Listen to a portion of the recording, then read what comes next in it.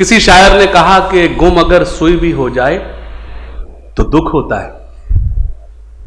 गुम अगर सुई भी हो जाए तो दुख होता है, और हमने तो मोहब्बत में तुम्हें खोया है। गुम अगर सुई भी हो जाए तो दुख होता है, और हमने तो मोहब्बत में तुम्हें खोया है। किसी ने यूं भी कहा, निकाल लाया हूं मैं एक पिंजरे से एक परिंदा। निकाल लाया हूं मैं एक पिंजरे से एक परिंदा, अब उस परिंदे के दिल से पिंजरा निकालना है। अरे बहुत अच्छा बात है। मैं कुछ जो खास शेर आपको सुना रहा हूं, जिसमें मैं समझता हूं शेरियत है, जिसमें वर्क हुआ है, वो सिर्फ इसलिए सुनाऊंगा, आपको मेंटली प्रिपेयर कर रहा हूं कि आपको उस शायर को सुनना है जिसने एक अच्छे नाजिम होने के साथ, वरना अक्सर ये देखा गया जो लोग नाजिम है तो वो नाजिम है, जो संचालक है तो वो संचालक है, लेकिन बहुत कम ऐसा हुआ है, बहुत कम ऐसे शौरा इकराम जो अच्छे नाजिम होने के साथ साथ अच्छे शायर भी हैं। मैं तो यूं कहूंगा कि हिंदुस्तान की फिल्म इंडस्ट्री को इस बात पर नाज है कि उनके पास दिलीप कुमार या शाहरुख खान है। अगर हिंदुस्तान के क्रिकेट जगत को इस बात पर नाज है कि उनके पास सचिन तेंदुलकर या सुनील गावस्कर है, तो हम हिंदी उर्दू वालों को इस बात पर नाज है कि हमारे पास नदीम फर्रुख है। जोरदार तालियों से इस्तकबाल कीजिए, स्वागत कीजिए।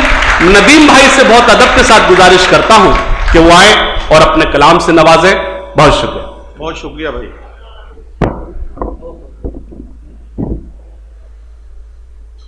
वैसे तो हमारा काम तकरीबन हो चुका, और जो काम मुझे सौंपा गया था वो काम भी मैं पूरी मेहनत से और ईमानदारी से कर रहा था। इसका मतलब रोजी तो हलाल हो गई थी वहीं से। लेकिन संजीव भाई, बिल्कुल सच्ची बात यह है कि निजामत तो मेरा इजाफी काम है, और यह भी सच्ची बात है कि निजामत की वजह से मुझे पूरी दुनिया में बड़ी शोहरतें मिली, आप सबकी दुआओं की वजह से। वरना मैं ऐसे कस्बे से मेरा ताल्लुक है, एटा, और जो अब उस कासगंज में चला गया है, गंज डुंडवारा एक ऐसा कस्बा है कि जिसका नाम लोग एक बार में सही नहीं ले सकते। उतने छोटे से कस्बे से कोई शायर उठे और वो फिर दुनिया के बहुत से मुल्कों में उसे जाने का मौका मिले, तो ये अल्लाह का करम है और चाहने वालों की और आप बड़ों की दुआएं हैं। इसके अलावा इसमें मेरा कोई ऐसा कारनामा नहीं जो मैंने कोई बहुत बड़ा काम किया हो। शायरी में जो कुछ थोड़ी बहुत चमक हल्की फुल्की नजर आती है, जो कुछ मैं टूटा फूटा कह पाया हूं, उसमें वो बरकतें हैं। जिस मिट्टी से मेरा ताल्लुक है वो हजरत अमीर खुसरो की मिट्टी है, वो जिला बलवीर सिंह रंग का जिला है, वो मिट्टी तुलसीदास की मिट्टी है। तो जाहिर है कि इतने बड़े बड़े कलमकारों की सरजमीन पर किस्मत से वही सरजमीन मेरी है, तो वो असर मेरी शायरी में या जहां भी थोड़ा बहुत रहा, तो उसकी वजह से ये बरकतें मुझे हासिल हुई। अगर आप मुझे इजाजत दे दें तो चंद शेर मैं भी पढ़ना चाहता हूं, ताकि आप अगर मुझे सुन लेंगे तो मेरा भी काम चल जाएगा।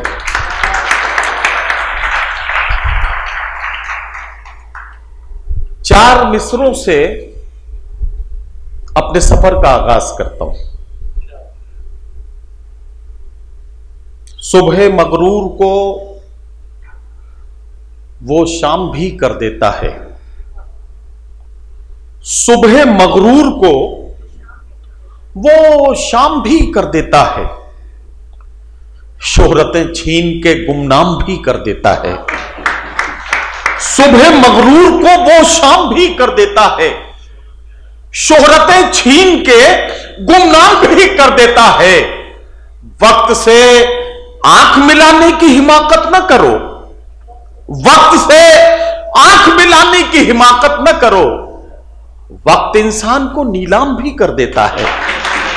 वक्त से आंख मिलाने की हिमाकत न करो, वक्त इंसान को नीलाम भी कर देता है, वक्त इंसान को नीलाम भी कर देता है। एक गजल पढ़ता हूं। मुझे यहां मैं पहुंच गया था तकरीबन 4 बजे। कुछ लोगों से मुलाकात हुई तो कुछ लोगों ने कहा कि नदीम भाई तरन्नुम में कुछ शेर सुनाइएगा, कुछ ने कहा वो फला गजल, ये बातें हुई थी। तो मुझे सारी फरमाइशें तो याद नहीं है, लेकिन मैं चाहता हूं कि थोड़ी देर में ही मैं सारे काम कर दूं, आपकी फरमाइश भी हो जाए और मेरा काम भी हो जाए। तो इसलिए मैं 2-3 शेर अपनी मर्जी से, 2-3 शेर वो जिनके लिए आपने हुक्म दिया था, वो सब पढ़ता हूं। एक गजल का मतलब पढ़ता हूं कि हाथों को कशकोल बनाए बैठे हैं। ये जो बच्चे अगर नहीं समझ पा रहे होंगे तो मैं बताता हूं। कशकोल उस कटोरे को कहते हैं कि जिस कटोरे को हाथ में लेकर भिखारी भीख मांगता है, भिक्षा पात्र जिसे हिंदी में कहा जाएगा, तो उसे कहते हैं कशकोल। हाथों को कशकोल बनाए बैठे हैं, भूखे बच्चे गोल बनाए बैठे हैं।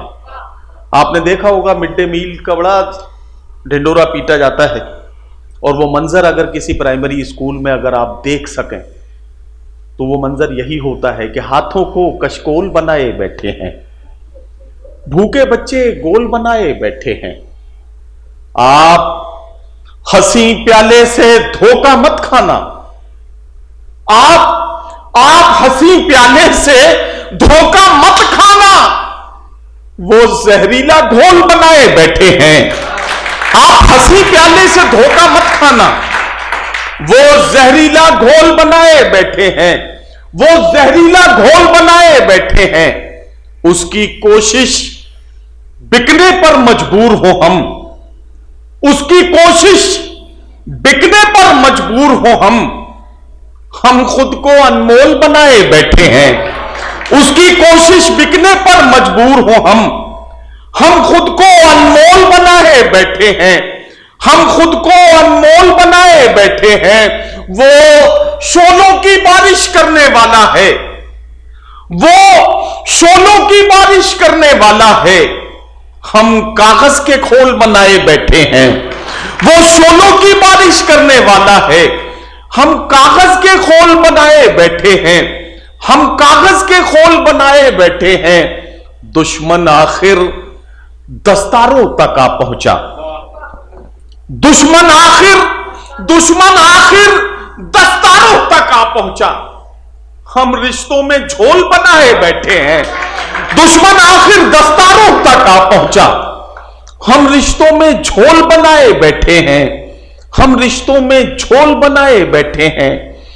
अब एक गजल जिसके लिए आप लोगों का हुक्म था, उसका मतलब पढ़ता हूं। एक शेर पढ़ूंगा और काम अच्छा ठीक है, हाशिम का हुक्म भी उसी गजल के लिए है तो मैं पढ़ देता हूं। अच्छा वो भी पढ़ता हूं। पहले वो मतलब पढ़ता हूं। संजीव भाई, आपने शायद ये मतलब नहीं सुना है। वैसे ये इतना बदनाम हो गया है ये मतलब कि मैं जहां जाता हूं तो ये मुझे जरूर पढ़ना पड़ता है। पता नहीं इस मतले से मेरा क्या ऐसा जुड़ाव है, लेकिन पढ़ना पड़ता है, मुझे मालूम नहीं। पढ़ता हूं। आज फिर चाय की मेज पर एक हसरत बिछी रह गई। सुनिएगा, बस जी लगा के सुन लेंगे तो फिर मेरी थकन उतर जाएगी। आज फिर चाय की मेज पर एक हसरत बिछी रह गई। प्यालियों ने तो लब छू लिए, केतली देखती रह गई। प्यालियों ने तो लब छू लिए, वाह वाह, केतली देखती रह गई। और ये शेर सुने रेहान भाई, ये शेर सुनिए बतौर खास। मैं मोहब्बत की डेफिनेशन इस एक शेर में पेश करता हूं। मोहब्बत वो नहीं है कि जो जिस्मों की ख्वाहिश करे, उसे हवस कहा जाता है। मोहब्बत वो है जो रूहों का मिलन करती है। मोहब्बत वो है जो एक दूसरे के जज्बे को समझती है। मोहब्बत वो है जो दिलों की हरारत को महसूस करती है। मैं यहां डेफिनेशन पेश करता हूं और यह शेर बतौर खास आपकी खिदमत में पेश करता हूं, समाप्त करें। आज फिर इश्क हावी हुआ और मंजिल जुनू को मिली। आज फिर इश्क हावी हुआ और मंजिल जुनू को मिली। आज फिर दिल ही पहले चला, अक्ल फिर सोचती रह गई। आज फिर दिल ही पहले चला, अक्ल फिर सोचती रह गई। आपकी जिंदगी में मुझे पता नहीं ये मंजर कभी आया या नहीं आया। नहीं आया है तो आ सकता है, और अगर आया हो तो फिर मैं भाई मुबारकबाद ही दूंगा आपको कि आप बहुत जल्द इस तजुर्बे से गुजर गए। बहरहाल अगर नहीं आया है तो इंतजार कीजिए, आएगा। हाँ, आएगा जरूर, क्योंकि हम भी समझते थे कि हमारी जिंदगी में नहीं आएगा, लेकिन हमारे आया तो आपके भी आएगा। सुनिए ये शेर। हाथ मेरा हवा में हिला, उससे जिस दम में रुखसत हुआ। हाथ मेरा हवा में हिला, उससे जिस दम में रुखसत हुआ। मैं उसे देखता रह गया, वो मुझे देखती रह गई। मैं उसे देखता रह गया, वो मुझे देखती रह गई। एक गजल के चंद शेर हाशिम ने उसके लिए इशारा किया है, वो वाकई बहुत अच्छी गजल है, लोग पसंद करते हैं। आप भी सुन लें कि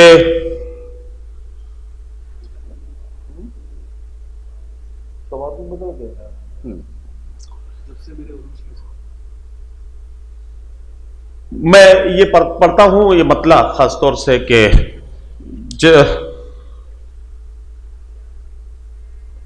उस दिन से उसका जख्मी तवाज़ुन निकल गया। हाँ हाँ, वही पढ़ता हूं। जिस दिन मेरे उरूज की उसने खबर सुनी, उस दिन से उसका जहनी तवाज़ुन बिगड़ गया। ये एक शेर इन्होंने मुझे याद दिलाया और इसका मतलब पढ़ता हूं कि वो शख्स बाअमल था। ये गजल पढ़ता हूं। वो शख्स बाअमल था मगर जिद पाड़ गया, अपनों से दूर होके मुसीबत में पड़ गया। वो शख्स बाअमल था मगर जिद पाड़ गया, मगर जिद पाड़ गया, अपनों से दूर होके मुसीबत में पड़ गया। मिट्टी से अपनी जो भी वफाएं न कर सका, मिट्टी से अपनी जो भी वफाएं न कर सका, वो पेड़ आंधियों में जड़ों से उखड़ गया। मिट्टी से अपनी जो भी वफाएं न कर सका, मिट्टी से अपनी जो भी वफाएं न कर सका, वो पेड़ आंधियों में जड़ों से उखड़ गया। अब ये शेर सुने बतौर खास कि उसने भी सबके साथ मेरी की मुखालिफत, उसने भी रिजवान भाई उसने भी सबके साथ मेरी की मुखालिफत, जिसके लिए मैं सारे जमाने से लड़ गया। उसने भी सबके साथ मेरी की मुखालिफत, उसने भी सबके साथ मेरी की मुखालिफत, उसने भी सबके साथ मेरी की मुखालिफत, जिसके लिए मैं सारे जमाने से लड़ गया, जिसके लिए मैं सारे जमाने से लड़ गया। जिस दिन मेरे उरूज की उसने खबर सुनी, जिस दिन जिस दिन मेरे उरूज की उसने खबर सुनी, उस दिन से उसका ज़हनी तवाज़ुन बिगड़ गया। जिस दिन मेरे उरूज की उसने खबर सुनी, उस दिन से उसका ज़हनी तवाज़ुन बिगड़ गया। रिजवान भाई, रेहान भाई और आपके सारे भाइयों को मैं अल्लाह से दुआ करता हूं कि अल्लाह आपको नजर बद से बचाए। आप जिस जज्बे के साथ कौम मिल्लत की खिदमत कर रहे हैं, मुल्क की खिदमत कर रहे हैं, बगैर ये देखे हुए ये कौन से धर्म का है, कौन सी बिरादरी का है, कौन सी जगह का है, छोटे गांव का है, कस्बे का है, शहर का है, आप बगैर ये देखे हुए जिस तरह से लोगों की खिदमत कर रहे हैं, अल्लाह इस जज्बे को कायम रखे और आपको नजर बद से बचाए। मैं ये दुआ करता हूं। लेकिन एक बात कहना चाहता हूं कि आपकी ये सारी मेहनतें, चूंकि इसमें नीयत आपकी अच्छी है, नीयत आपकी बहुत साफ है, इसलिए जो है अल्लाह की तरफ से इसमें बरकतें हैं और अल्लाह ने आपको उतना ही नवाजा है। इसी तरह से इस सिलसिले को जारी रखिएगा, ये मैं दुआ करता हूं। एक गजल पढ़ता हूं, यहां से आप इस बात को समझ जाएंगे कि ये बात मैंने क्यों कही है। कुछ इस तरह से जमाने पे छाना चाहता है, कुछ इस तरह से जमाने पे छाना चाहता है, वो आफताब पे पहरे बिठाना चाहता है, वो आफताब पे पहरे बिठाना चाहता है। ताल्लुकात के धागे तो कब के टूट चुके, मगर ये दिल है कि फिर आना जाना चाहता है। ताल्लुकात के धागे तो कब के टूट चुके, मगर ये दिल है कि फिर आना जाना चाहता है। चटक रहा है जो रह रह के मेरे सीने में, ये मुझ में कौन है जो टूट जाना चाहता है। चटक रहा है जो रह रह के मेरे सीने में, ये मुझ में कौन है जो टूट जाना चाहता है। जो कतरा कतरा इकट्ठा हुआ था आंखों में, वो खून अब मेरी पलकों पे आना चाहता है। जो कतरा कतरा इकट्ठा हुआ था आंखों में, वो खून अब मेरी पलकों पे आना चाहता है। अमीर शहर तेरी बंदिशें माज़ अल्लाह, फकीर अब तेरी बस्ती से जाना चाहता है। अमीर शहर तेरी बंदिशें माज़ अल्लाह, अमीर शहर तेरी बंदिशें माज़ अल्लाह। अच्छे शेर के लिए बड़ी तालियां आना चाहिए, बहुत अच्छा सुना, वाह वाह वाह। फिर पढ़ने भाई ये शेर, वाह वाह। देखो नासिर भाई मालाएं 2 लेके आए, इसमें फूल भी 3-4 ही हैं। तो अमीर शहर तेरी बंदिशें माज़ अल्लाह, वाह। फकीर अब तेरी बस्ती से जाना चाहता है, फकीर अब तेरी बस्ती से जाना चाहता है। वाह वाह वाह वाह। एक शेर खास तौर से मुझे सुनाना है। मेरे बेटे की उम्र के बहुत सारे बच्चे यहां बैठे हैं। एक बात खास तौर से, अगर हम शायरी में सिर्फ लबो रुखसार की ही बात करें और कोई पैगाम न हो तो उसका कोई मतलब नहीं है, सारी रात की मेहनत का कोई मतलब नहीं। मैं चाहता हूं कि नई नस्लों तक एक पैगाम पहुंचे। एक शेर सुनाता हूं कि जो मेरे बहुत करीब है। मैंने अपने करीब के एक नौजवान को जब ये हरकत करते हुए देखा तो ये इसको मैं शेर में बदल पाया, और उस शेर की वजह से मुझे पूरी दुनिया में बड़ी दुआएं मिली। मैं वो शेर आपकी अदालत में पेश करता हूं। 2 मिसरे बर्दाश्त कर लें और उसके बाद वो शेर। जमाना जिसके लिए एहतमाम करता है, वो मेरे दिल के खंडर में कयाम करता है। अब ये शेर सुने कि ज़ईफ बाप से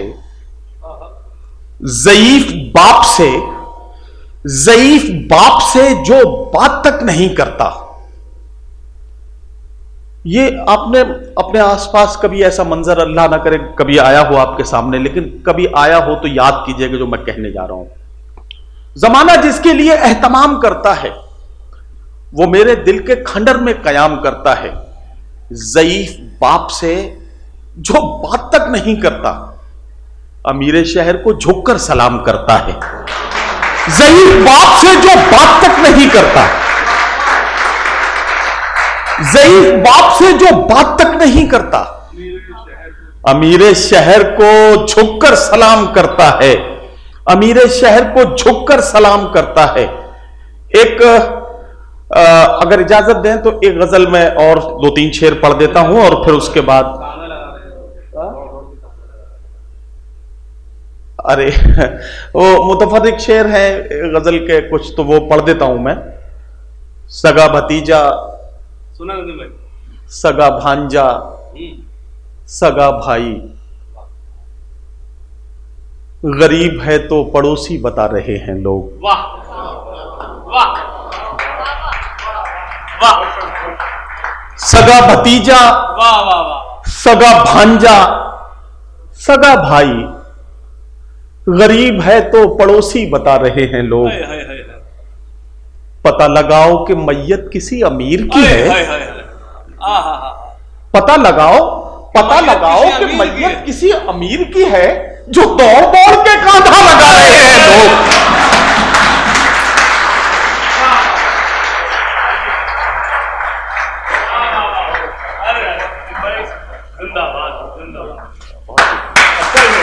बहुत शुक्रिया।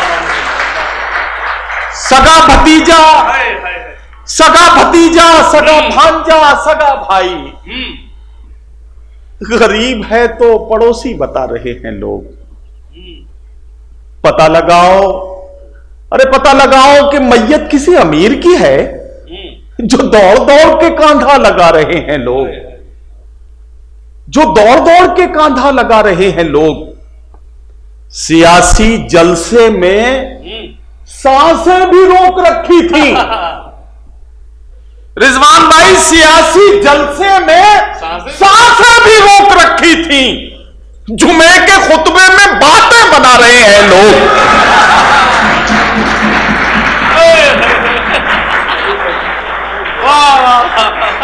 सियासी जलसे में सांसें भी रोक रखी थी। जुमे के खुतबे में बातें बना रहे हैं लोग। जुमे के खुतबे में बातें बना रहे हैं लोग।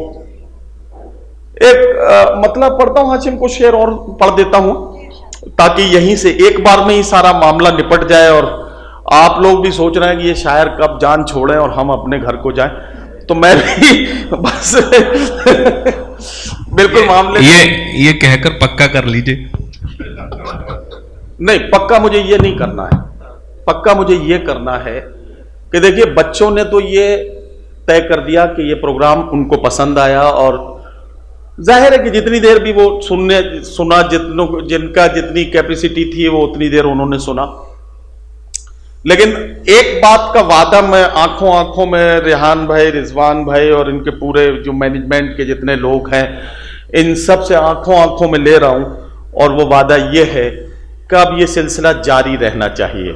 आपके कैंपस में ये सिलसिला जारी रहना चाहिए। मेरा मकसद ये बिल्कुल नहीं है कि आप कोई बहुत बड़ा मुशायरा, बहुत बड़ा प्रोग्राम करें जिसमें 20 शायर हों, 50 शायर, नहीं। आप 2-3-4 सिलेक्टेड लोग बुलाइए और इन बच्चों को जिंदगी के आदाब सीखने का मौका भी दीजिए।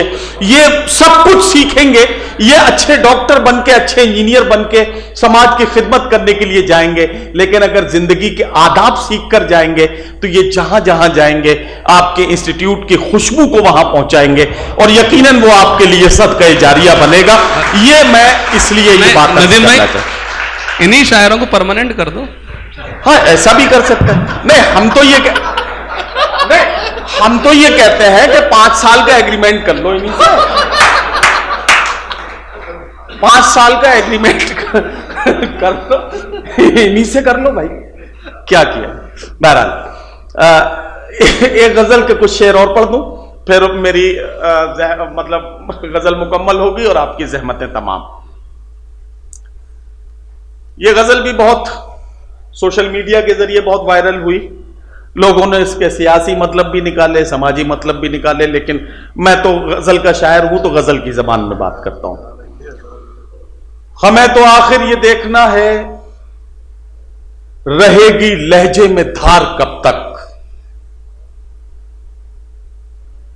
तुम्हारे लफ्जों की कैंचियों से परिंदे होंगे शिकार कब तक। हमें तो आखिर ये देखना है रहेगी लहजे में धार कब तक। तुम्हारे लफ्जों की कैंचियों से परिंदे होंगे शिकार कब तक। जो सांस सीने में आ रही है कज़ा का पैगाम ला रही है। पिएंगे हम भी ये अश्क कब तक, पियोगे तुम भी सिगार कब तक। पिएंगे हम भी ये अश्क कब तक, पियोगे तुम भी सिगार कब तक। ये वक्त दुनिया में जिंदगी भर किसी का होकर नहीं रहा है। बतौर खास सुनिएगा ये शेर। ये वक्त दुनिया में जिंदगी भर, ये वक्त दुनिया में जिंदगी भर किसी का होकर नहीं रहा है। रहेंगे हम बेवकूफ कब तक, बनोगे तुम होशियार कब तक। रहेंगे हम बेवकूफ कब तक, बनोगे तुम होशियार कब तक। चलो उठो, चलो उठो, इन पढ़े लिखों से इन्हीं की भाषा में बात कर लें। सहोगे तुम इनके तंज कब तक, बने रहोगे गंवार कब तक। सहोगे तुम इनके तंज कब तक, बने रहोगे गंवार कब तक। हमें तो आखिर ये देखना है रहेगी लहजे में धार कब तक। तुम्हारे लफ्जों की कैंचियों से परिंदे होंगे शिकार कब तक। बहुत शुक्रिया।